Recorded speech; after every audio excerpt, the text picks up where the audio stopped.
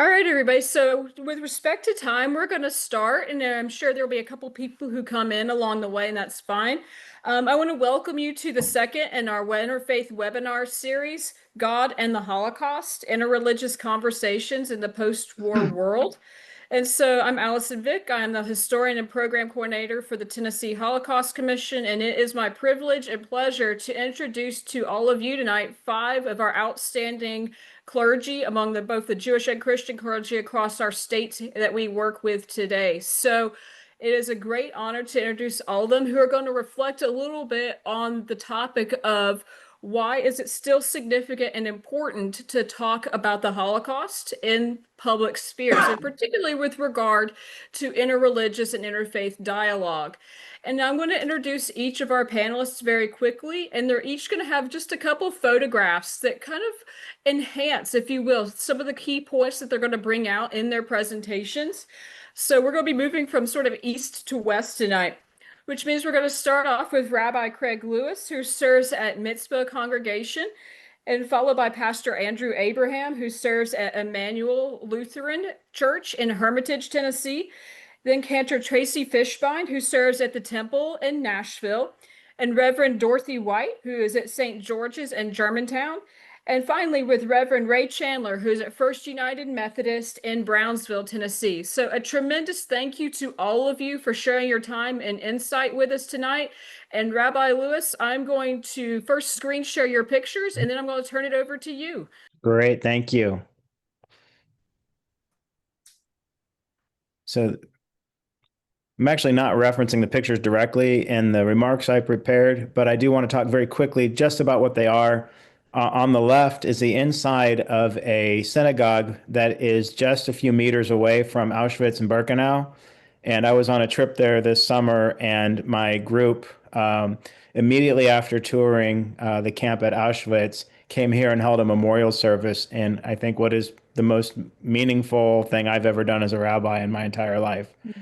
On the right is a picture of my wife placing a stone at the grave of a relative that died in the Lodz ghetto during the war.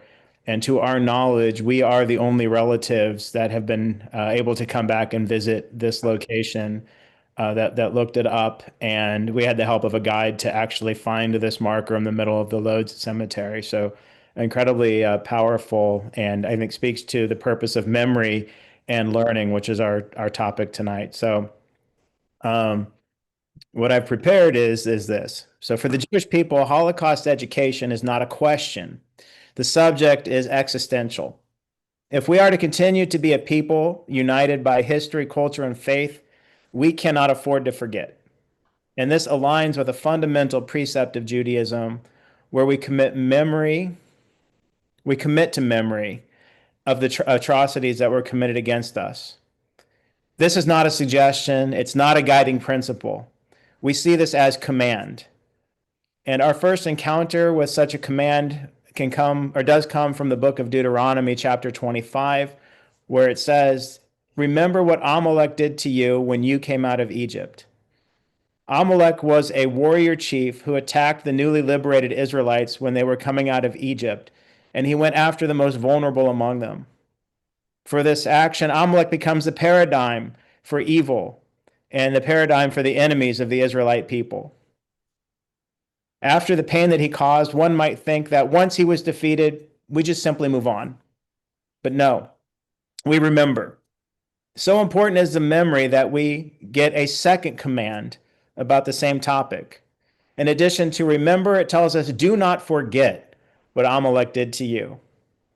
That's 2 commandments out of a total of 613 that are devoted specifically to memorializing these attacks against our people.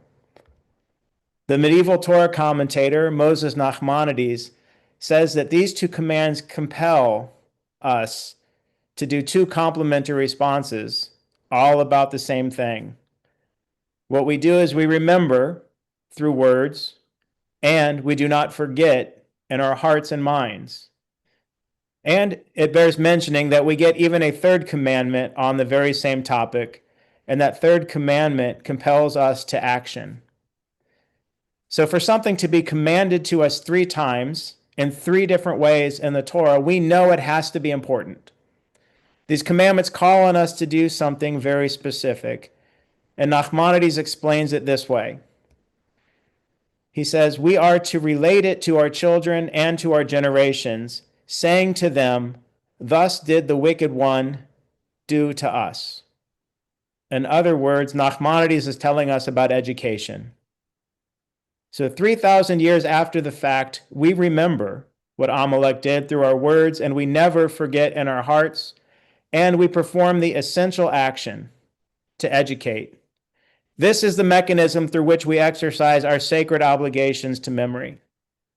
And these obligations expand beyond the pages of Torah. Throughout time, the enemies of the Jewish people have been compared to Amalek, and they've been elevated to the same treatment of memory. Many of us know about Haman, the villain from the book of Esther. He is said to have been a descendant of Amalek. The rabbis compared the Roman Empire to Amalek. Even in more recent times, Saddam Hussein was regarded as being a modern Amalek. But no enemy of the Jewish people has ever deserved this comparison as much as Adolf Hitler. If ever there were deeds to remember and never forget, they are his atrocities. And so it is incumbent upon us to link the Amalek commands to Hitler.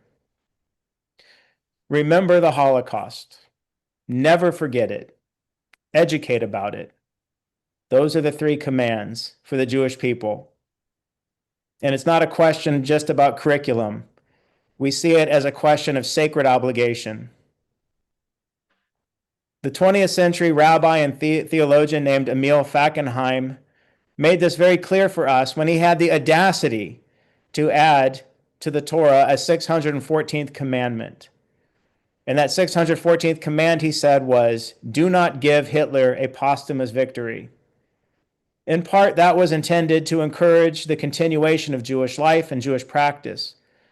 But by being so bold as to attach the Holocaust to Revelation itself, he also laid down the challenge to keep studying it. For the Jewish people, commandments are more than actions. Commandments inspire learning.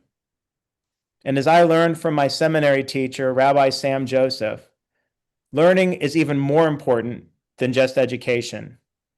Education is facts and figures, places and names and dates. But learning happens when we dig deep to unearth the core matter of the subject and to truly understand the heart of it. Education would mean knowing the number 6 million, the number that were murdered, and to know how those murders were implemented, to know about the Einsatzgruppen, the mass shootings, the secret police and the Gestapo, the train cars, the gas chambers, the crematoria, and all sorts of horrific cruelty that happened. That's education. But learning is discovering the why. Judaism's response to tragedy has transcended just education. We also explore why they happened. We are inspired by the book of Lamentations, which in Hebrew we call Echa. Echa means how. And it's not just asking how, because the word implies a heightened shock at observing world events. Lamentations describes the desolate status of Jerusalem after its destruction in 586 BCE. And it challenges us not just to rebuild, but also to ensure that such a calamity can never happen again. This, I see, is the true purpose of education, that we will learn from the past and ask Echa so that we might create a better future. And as far as interfaith work that we must do, it is essential. The burden of Holocaust memory is too much for any one group to bear alone. And the lessons that we learn from it about dehumanization, man's inhumanity to man, the normalization of hate, all of these things which can lead us to genocide, are about so much more than just Jewish history or even the Jewish future. Yes, we occupy our own particular place in history, but the promise of never again means never again to anyone. Therefore, I am deeply moved when people outside the Jewish community reach out to share this load with us. So long before I considered making a home in Tennessee, I saw the Paperclips documentary about the Whitwell Middle School, and it brought me to tears. It showed us we were not alone. A teacher named Brendan Murphy, a history teacher at the Marist School in Atlanta, works very hard to encourage his fellow Catholics to confront the past anti-Semitic actions of the church and to actively seek reconciliation in the spirit of Nostra Aetate and the Second Vatican.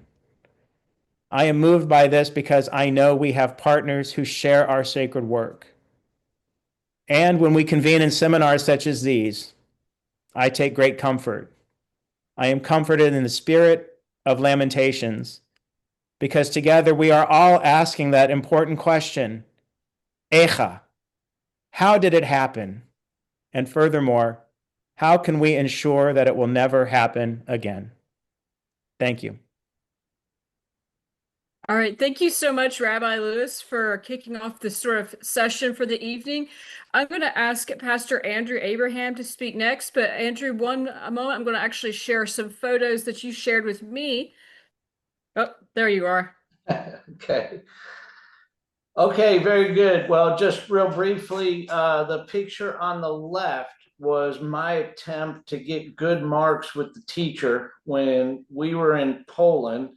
That's Yolanda, who was our wonderful tour guide when we traveled there. And this was at the Warsaw Ghetto, and she was trying to explain the structure of the ghetto and where the different critical spots were, but she couldn't quite get to it because I think there was some broken glass on the ground.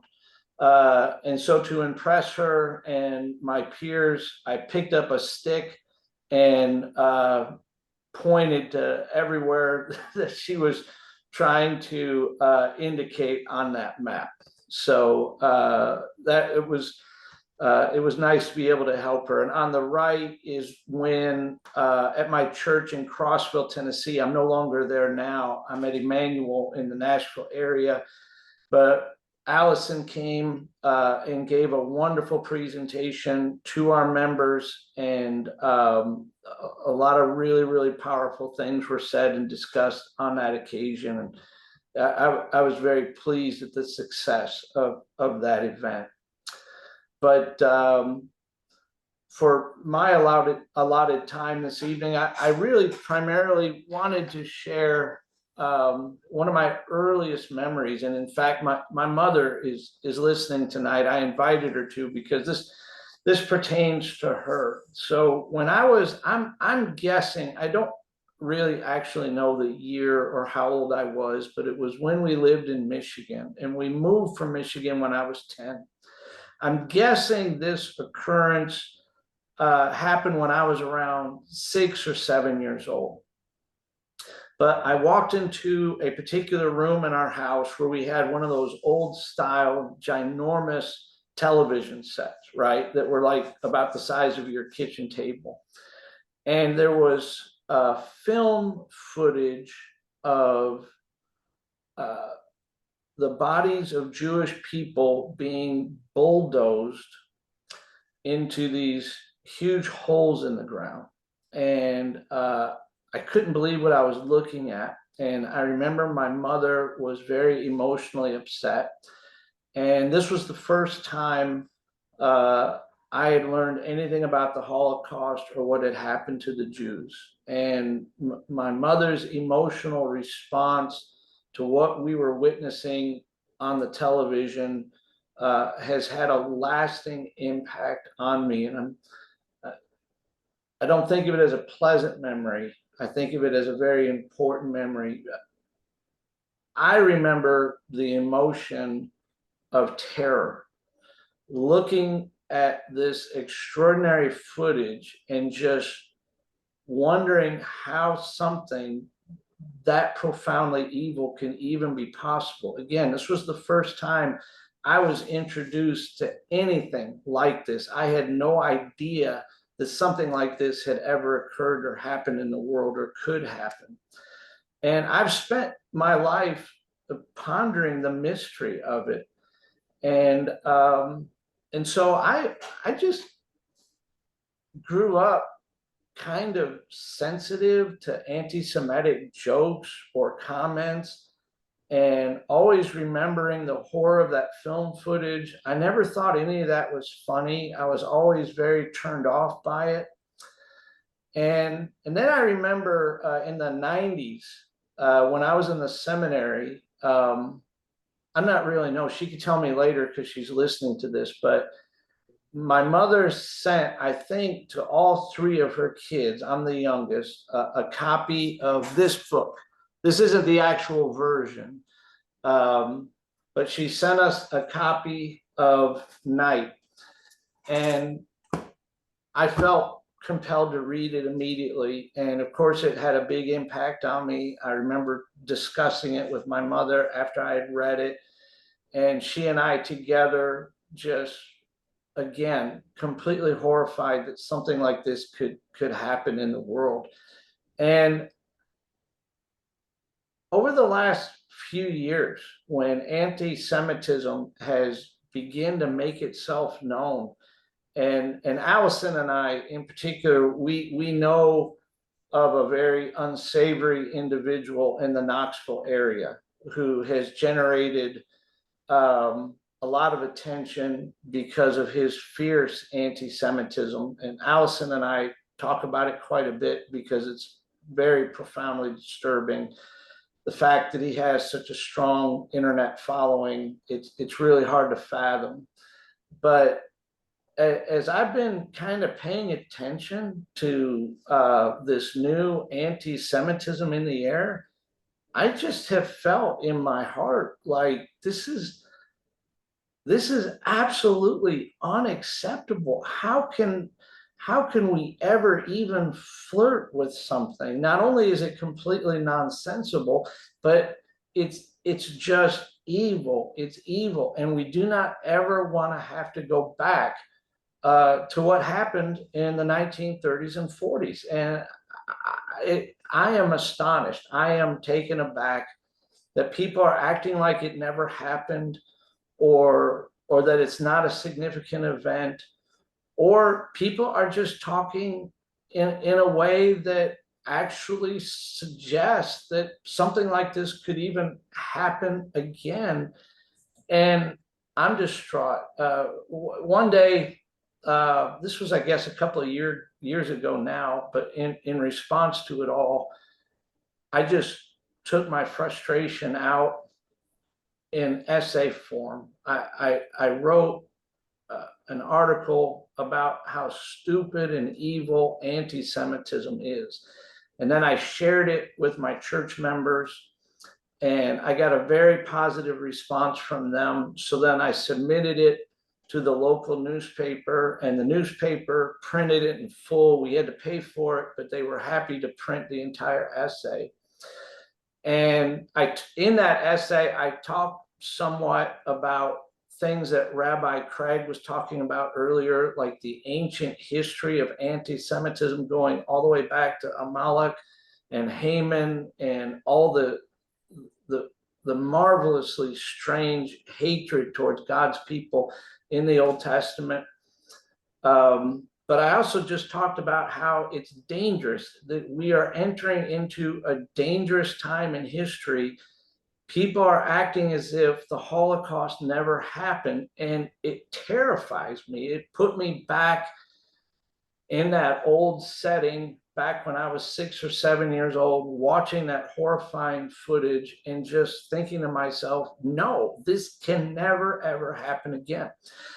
So the paper printed the essay, and, Rabbi Craig, in his comments a minute ago, said that he takes comfort when Gentiles like me try to get involved and say something about this. Well, that was definitely my experience, because a tremendous amount of Jewish people in the area reached out to me either by email or voicemail or whatever it was. I ended up gaining one of my very dearest friends as a result of that article. He's listening tonight too.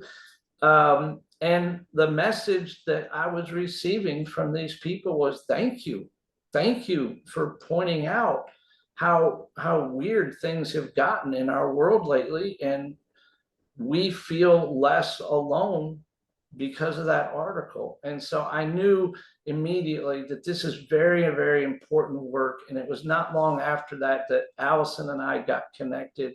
And I'm just eager to help her however I can. And in terms of discussing this and interreligious dialogue, the important thing we have to remember is that man does have an immense capacity for evil, okay?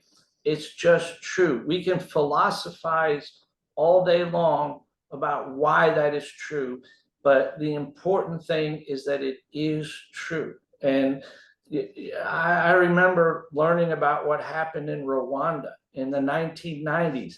In a second, the world can turn to madness, and there's this fever pitch of hatred.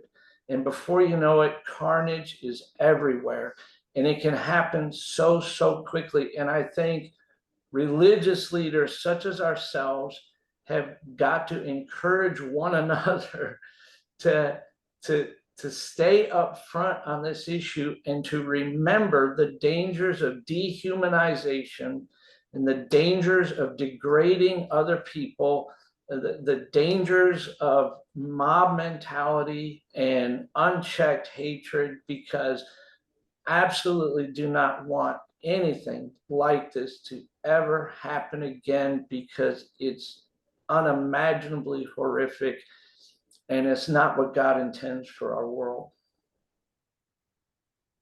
All right. Thank you so much, Pastor Andrew. That was excellent. I am going to apparently go back and forth between screen sharing, but I'm going to kick it over to Cantor Fishbein here shortly. And of course, first show some of the photos that we took of you while we were in Poland with you as well. So, okay. All right, Cantor Fishbein, it's all you. All right. Well, first of all, it's an honor to be here tonight. Thank you to Allison and everybody at the commission for asking me to be here. And it's so wonderful to see Pastor Andrew and Reverend Ray and so many of our friends from our Poland trip here with us tonight. Many of you who are watching are very familiar with what a rabbi is and what a rabbi does. A rabbi is a pastor, is a preacher, is similar to, plays a similar role to that of the minister in a church.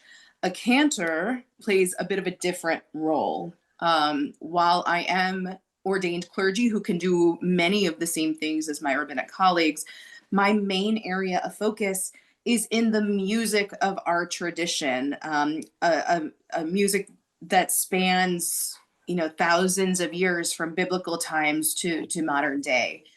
And so my main job, both at the temple and as a Jewish leader, is to share the music of our tradition. And I was honored to do that on this trip that we took with the Holocaust Commission this past June. The photo on the left is singing, I believe that's Birkenau, when we were commemorating those who had passed at Birkenau. And the photo on the right was when we were doing a similar ceremony at Treblinka.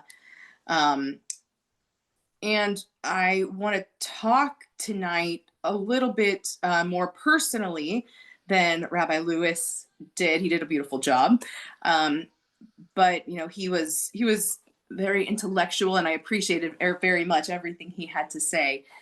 But for me, in the role that I play, it's different than that of rabbi. And my main job is to really get people in the kishkis, as we say in Yiddish, to really help people to feel the feelings that are evoked in every single thing that happens in Jewish life.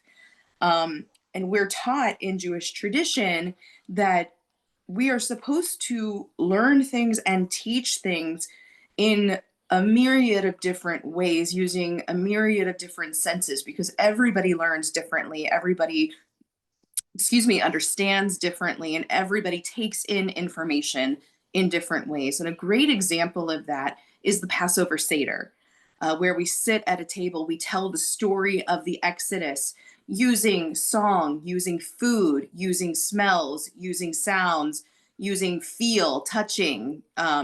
So lots of ways to impart the story on the next generation. And when it comes to Holocaust education, I think my role as the synagogue musician is perhaps one of the most important and sometimes overlooked roles that we play. But what I really want to emphasize is that in my experience, and I think in the experience of many other, not only clergy, but people who grow up Jewish, especially in my generation, I'm 43, we don't necessarily have the same emotional connection to the Holocaust as the generation before us. In some ways, I feel like we have become desensitized to it, that we've grown up learning about this our entire life.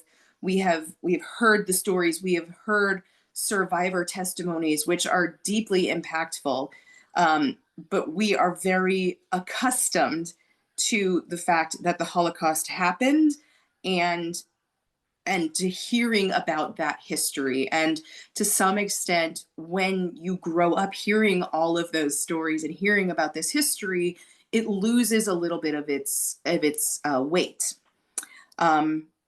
So, I think for me, my primary job when it comes to Holocaust education is to help people feel again, to help people that I serve and my own peers to really understand the depth and the weight that this event carries for all of us, even now. There was a moment when we were at Auschwitz where we went to the death wall, where tens of thousands of people were lined up and shot. And we had a small ceremony there that was probably the most emotional moment of my entire cantorial career. I've been at the temple now for 14 years, going on 14 years. And we gathered together and I sang a song called Ani Ma'amin, the text of which comes from Maimonides. This is 13 Principles of Faith. And the text says, I believe in the coming of the Messianic age, that it will still happen and I will hold on to my faith. We sang that song and I explained that legend has it that the melody to the version that I sang was actually written in a train car on the way to Treblinka. And it was kind of passed down from person to person so that it wouldn't be forgotten.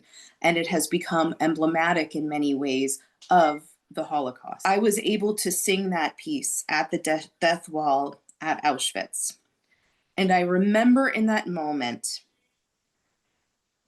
feeling everything that one feels when you visit a camp like Auschwitz, feeling sadness, feeling anger, feeling resentment towards people who don't believe in this, and feeling all of those things that in some ways because we become desensitized to it, I hadn't really felt in a very long time. So in that moment, I was allowed as the cantor, as one of the leaders of that moment, to kind of put aside my leadership role and really take on the role of the feeler and sing those words with a greater conviction than perhaps I've ever sung them. And it was an incredibly powerful moment. I could not look at anyone in that moment because I was so focused on the job that I was doing and everything that was flowing through me. But my colleagues who were with me tell me that there were grown men who were just bawling. And I think that taught me an enormous lesson about the power of music in those moments.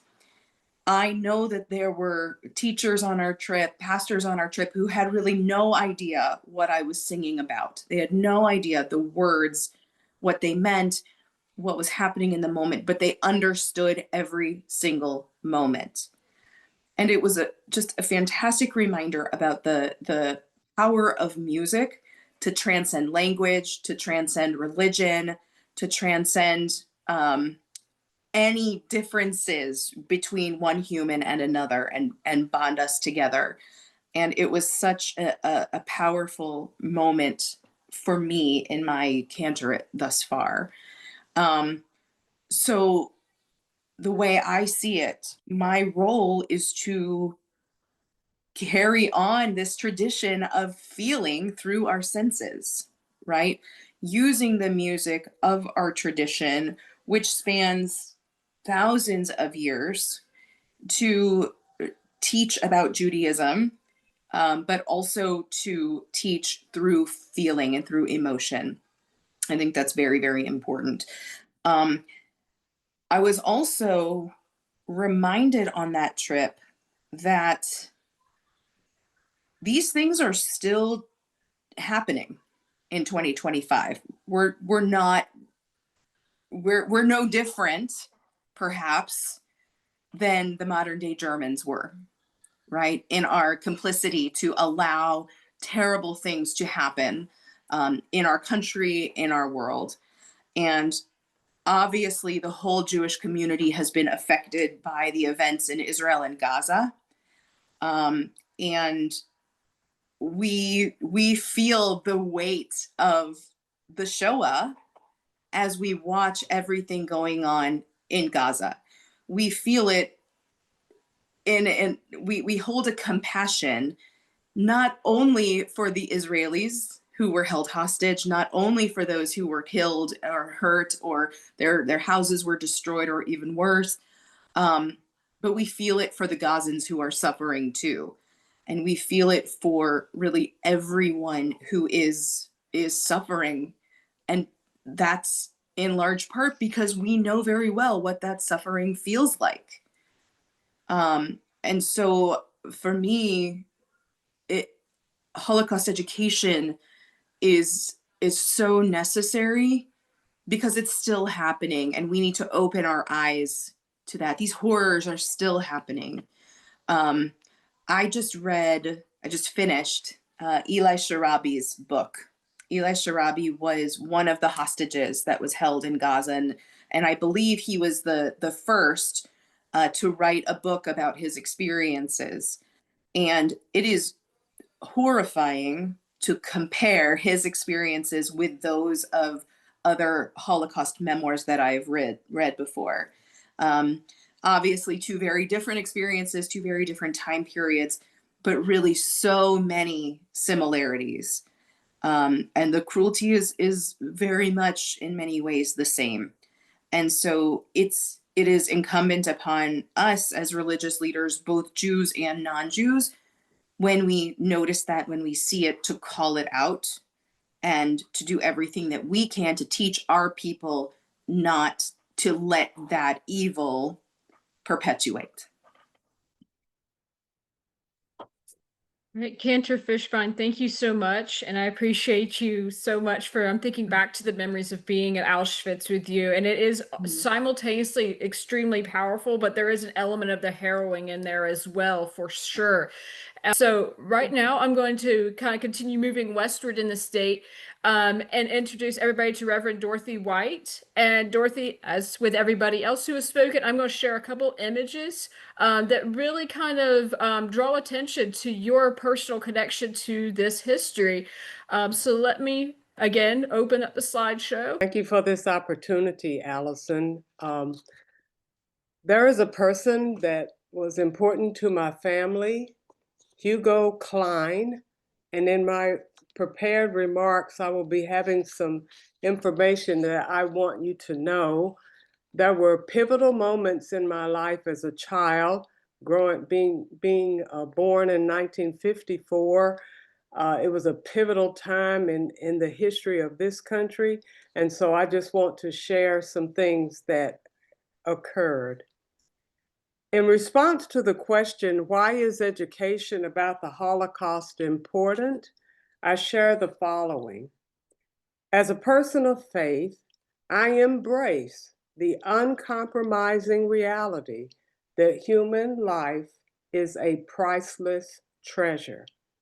I have seen the manifestation of hate and terrorism that results from toxic planning for the annihilation of a people.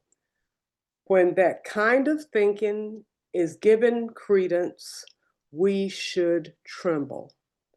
When state-sponsored persecution is nourished and cherished in the halls of power, the end result is a Holocaust. The lives, dreams, and hopes of those who were denied life and liberty must be acknowledged. When we do not learn and reflect on history, we ignore the cost that the brutal indoctrination in hatred brings. Given what unfolded during World War II, we must never cease to learn. Whether we learn about the terrorizing journey of Goethe Weissmann Klein, the story of Jet Klein depicted in the film The Boy in the Woods, or acts of love and sacrifice depicted in the documentary Letters from Bruno. If we fail to learn, we will miss giving the honor due to those who were systematically murdered. As a child, I was blessed with parents who recognized the importance of education for my 3 sisters, my brother, and me.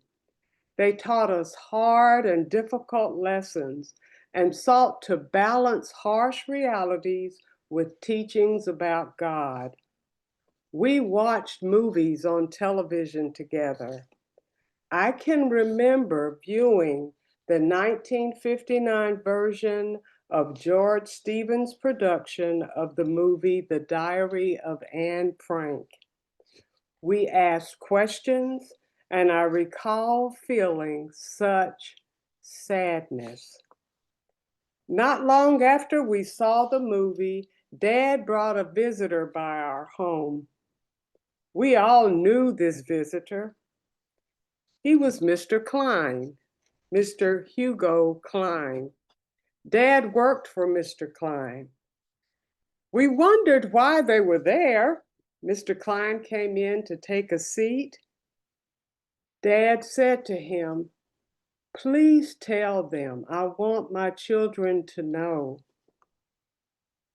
Mr. Klein just looked down and Dad said again, "I want them to know."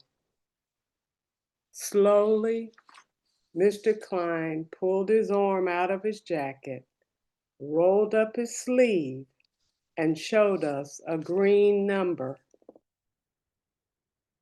I remember his eyes. He looked so sad. I wondered, does that number hurt? I did not ask, but I did wonder. I was a young kid. I was later to learn that the pain that this number symbolized hurt in ways that words cannot express.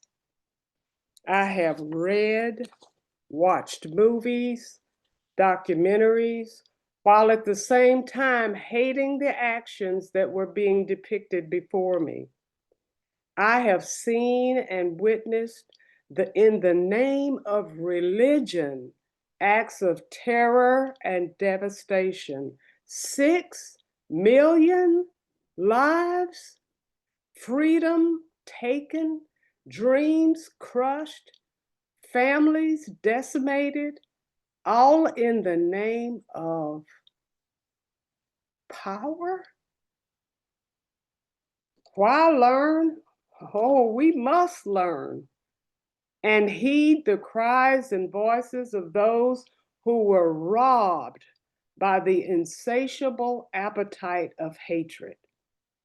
Learning is not a suggestion. We must learn. Reading books such as All But My Life, Five Chimneys, Night. It is only the beginning of our learning. And as I continue to learn, listen, watch, read, study, and yes, cry, I am compelled to join with the cries of so many around the globe who say, never again. The Holocaust, the goal was to dehumanize people in the name of rationalizing brutality. When we learn, we are acknowledging the humanity of those whose names were intended to be wiped away. No, not numbers, human beings died. We have to learn. And I close with a quote from Yehuda Bauer. Thou shalt not be a victim. Thou shalt not be a perpetrator. But above all, thou shalt not be a bystander.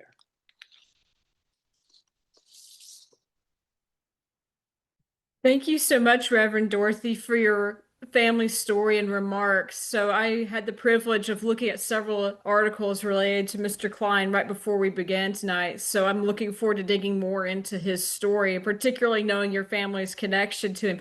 And I will ask you one thing before we talk with Pastor Ray. If you would share with the audience in brief who is joining us tonight from your family and her connection with the story as well. My sister Frances, there are two of the seven of us still living, so she is online with us, and we've been talking about Mr. Klein. Frances is actually named after Mr. Klein's wife, Frances Klein. My dad and mom named her Frances because of Mrs. Klein. So thank you, and glad you're on board, Frances. Thank you so much. All right, Pastor Ray, we are going to get to you and oops, as with everyone, I am going to share some photos real quick of Ray Chandler and the work that he has done with us as well. All right, Ray. Well, Dr. White and Pastor Abraham and Rabbi Lewis and Cantor Fishbein, what wonderful presentations. Very powerful, and I thank you very much. And Allison and Alyssa Marine, thank you for all your work and the work of all the commission for what they do. It's just an honor and a gift to be able to be here this evening. The pictures you see there on your left is the evening we had in Brownsville with Anna Salton Eisen. Am I correct? Thank you. Who came and spoke to us about her parents and the book that she just finished writing, Pillar of Salt, which was a very powerful story of which she got her father to go back to Poland and to where he was born. But it was a wonderful evening. And the other picture you see there is during the trip we were in Krakow, and that is the wall of the ghetto. And when I touched it, it just, well, it's just unexplainable. The rush of emotions of thought of being caged in and because of hate, and that life was no more like it was. And how could this happen? That was a very powerful moment for me. I would like to talk just for a few minutes. My first Holocaust class was in the spring of 1988 when it was my senior year at Lambuth College in Jackson, Tennessee. Dr. Gene Davenport, who was a big part of this commission for a number of years and really was the connection in West Jackson, Tennessee for the work of the commission. But it was a class on the Holocaust as well as a number of books of Elie Wiesel. And then I went on to divinity school at Vanderbilt, and uh, that interest of the Holocaust and the thought of how does this fits in ministry, the issues of evil and suffering, and where's the church play into that, and all of that just kept on churning within me. And so I did my master's thesis on it, and very poorly written paper, by the way. I read it and go, "Oh my Lord, how did they ever give me a diploma?" But but that that just propelled me into wanting to make it a part of mission and ministry, to make it a part of who I am and who God has called me to be as a pastor. Um, a few years after graduating divinity school, I came in contact with a woman by the name of Dickie Ehrlich. Dickie Ehrlich was a Holocaust survivor. She was a playmate of Anne Frank, and she was saved by the Phillips Corporation. Phillips, we know, is Phillips Magnavox, and yes, every light bulb in my house is Phillips. And I'll be sure my kids have Phillips. The kids know that anytime they buy any kind of electronics, it's going to be Phillips or um, and but she was in and out of 10 camps. But we became good friends in the late 90s, and she was asked by the commission to come to Jackson, Tennessee, and to speak to all the eighth graders of Madison County. And so a friend and I took her, and we went to the fairgrounds, and there were all these hundreds of kids, eighth graders, and Dickie wasn't very tall, but she had a sense of humor and a sense of presence about herself, and she just sat down and went to it. She told her story, and uh, and then she asked questions, or opened the floor for questions. And she said, "Now, teachers, don't don't hinder them from asking whatever kind of question they want. It No question is going to offend me. No question is going to. You let them ask what they need to ask." And oh, eighth graders, you know how wonderful they are. They were terrific. They asked questions from like, you know, how often did you get a bath? And she'd say, "Oh," and and and it was just a wonderful give and take of Dickie and the kids. She was talking about how because because she was working for Phillips, they were making radio tubes for bombs, and she said, "You know what? None of them worked." On purpose.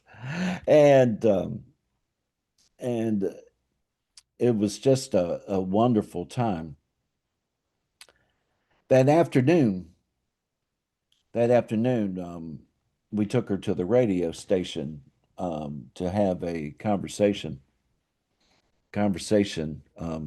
and dialogue with the talk show. Now, friends, the day Dickie spoke in Jackson was April 20th, 1999. Can anyone tell me on this what happened that day?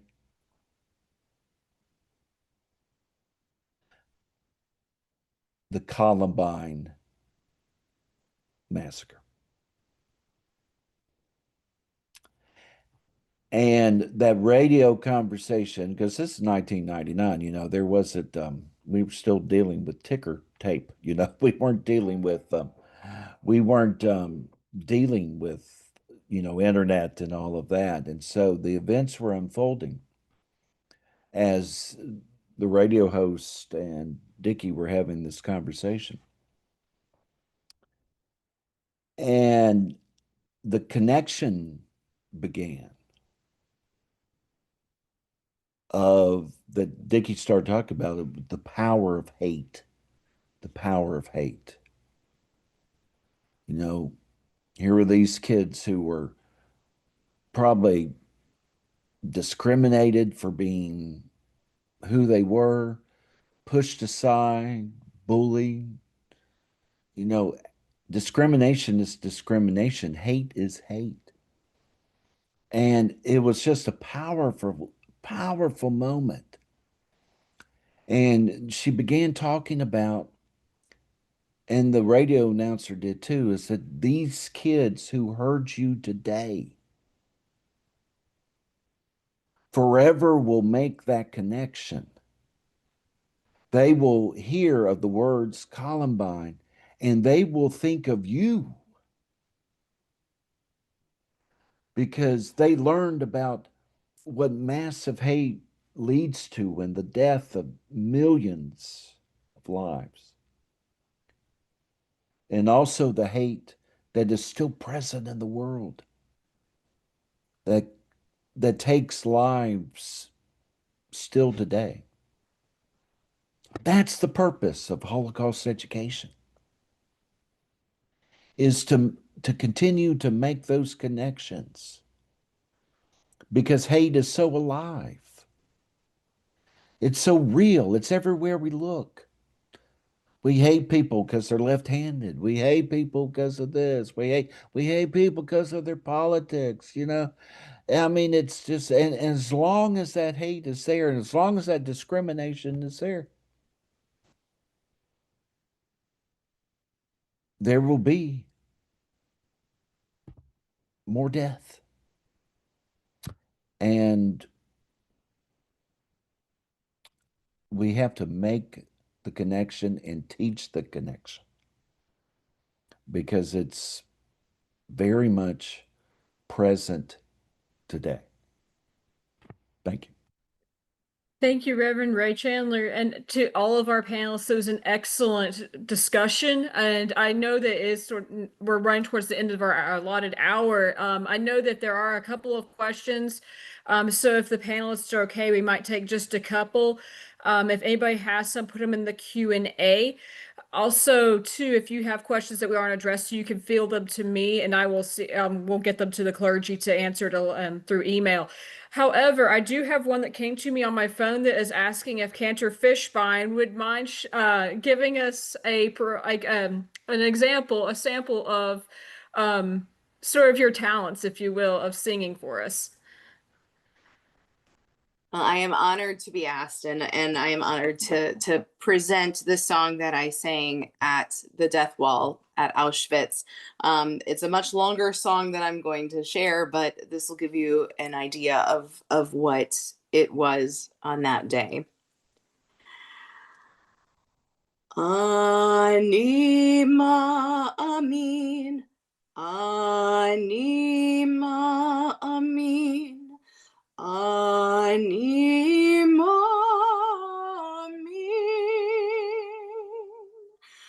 ani ma'amin, be'emunah shlema, be'emunah shlema, beviat HaMashiach, beviat HaMashiach, ani ma'amin, beviat HaMashiach, beviat HaMashiach, ani ma'amin, ani ma'amin, ani ma'amin, ani ma'amin,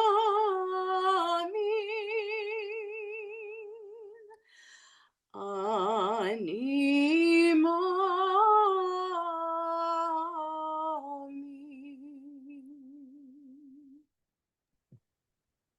Thank you. Excellent job, Cantor Fishbein. Thank you. And I think if you're in the audience, you can understand why there was not a dry eye among our group of 30-something people when we were there that day at Auschwitz. So thank you for giving us our audience the opportunity to hear you as well.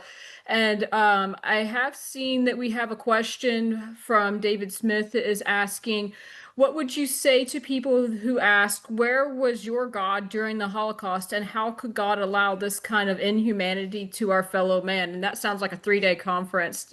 And I saw Rabbi Lewis, you have addressed that a little bit. So if you don't mind sharing a little bit of your response, and then I'll give the other panelists a chance if you would like to respond. And we might actually kind of round it out for respect to everybody's time with those thoughts. Yeah, I mean, my response is that the easy answer is that there is no God, and that's, that it turned a lot of people into atheists, people who lived in that time and people today when they study about it.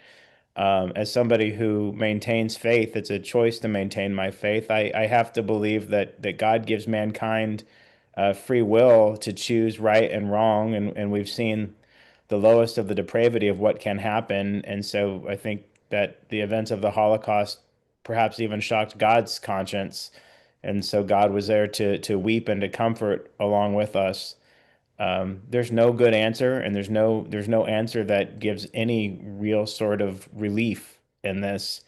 But that's the beginning, is to say that we have the power to choose, and when we choose, we want to choose in a way that is pleasing to God, not in a way that makes God regret. All right. If any of our other panelists want to take that question on as well, Pastor Andrew, be my guest. I would love to hear your thoughts as well. And you're muted, I think, still.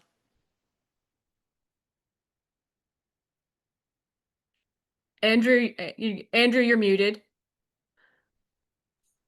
Can you hear me now? We can.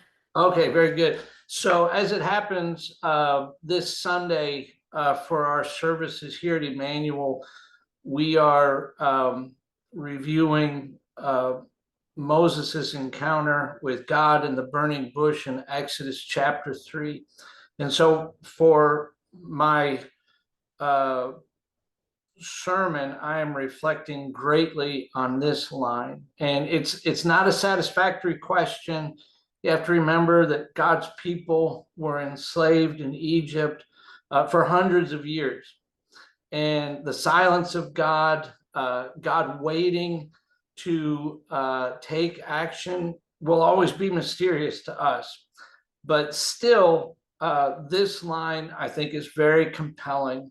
The Lord said to Moses, I have surely seen the affliction of my people who are in Egypt and have heard their cry because of their taskmasters.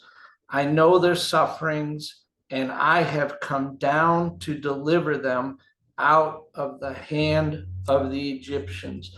So where was God as the Holocaust was taking place? Man, that is a loaded question. But I believe that God showed his strength and his might in the defeat of those evil actors who authored this massacre and orchestrated it, choreographed it. God did bring an end to it, but it is mysterious why so many had to be lost before the good guys were able to defeat those who were clearly evil. Alice, I think it's important to keep in mind that there is always the presence of the Lord, the Spirit of the Lord, compelling us toward the right choices. There were the Dietrich Bonhoeffers. There were those who said Hitler was God's answer. People had choices. And I think the anchor for me has been recognizing I won't be the bystander. I won't be the perpetrator. And if it costs me my life, it's worth it. The challenge is people aren't willing to go to the mat. I'm willing to go through the mat.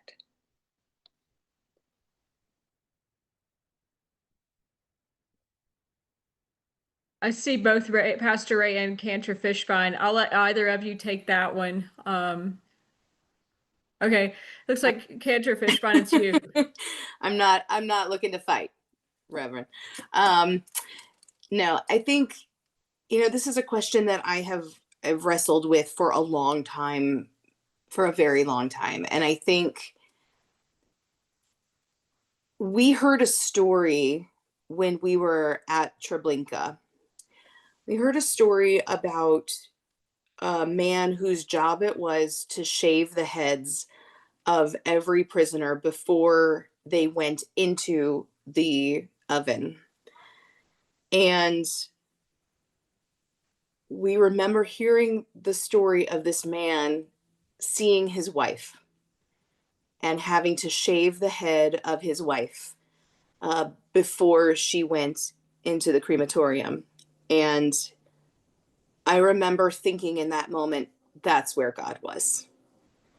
God was there because in my heart of hearts, I believed that he was giving his wife one final moment of tenderness, one final moment of loving kindness, one final moment of dignity in a time when none of those things existed.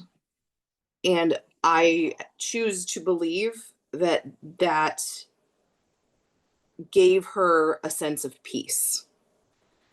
And as I thought about that story and I thought about our trip and the teachers that we went with on this trip, I realized that I didn't know where God was then. I'll never know where God was then fully. But I know that God is with every teacher who teaches the lessons of this terrible time in our history. I know that God is with every person who works to make sure that this time is not forgotten. So I may not have known where God was then, but I know with real conviction where God is now. And I am tremendously, that brings me a tremendous amount of relief and comfort, even with all of the questions that are valid and important to continue to ask. Excellent response. And Reverend Ray, it's your turn to kind of round us out. Elie Wiesel was, when he was at Auschwitz, witnessed the men in his barracks put God on trial, which came the book, The Trial of God. Now, the book is not about the trial itself, but it's a play written in a different setting. And I have done it with a number of groups, and the best way to do it is get a group of people together and take a night or a day and read the play as a play. Don't look ahead. Don't read ahead. Just open and go to it. And then PBS put together a special called The Trial of God, which was the trial that Wiesel witnessed. Those two things are very powerful because it deals with all the dynamics of there is no God. No, you were being unfaithful because you have given up on God. And I mean, that's that book and that special have meant so much to me in trying to figure out how do you deal with that major issue of where God was.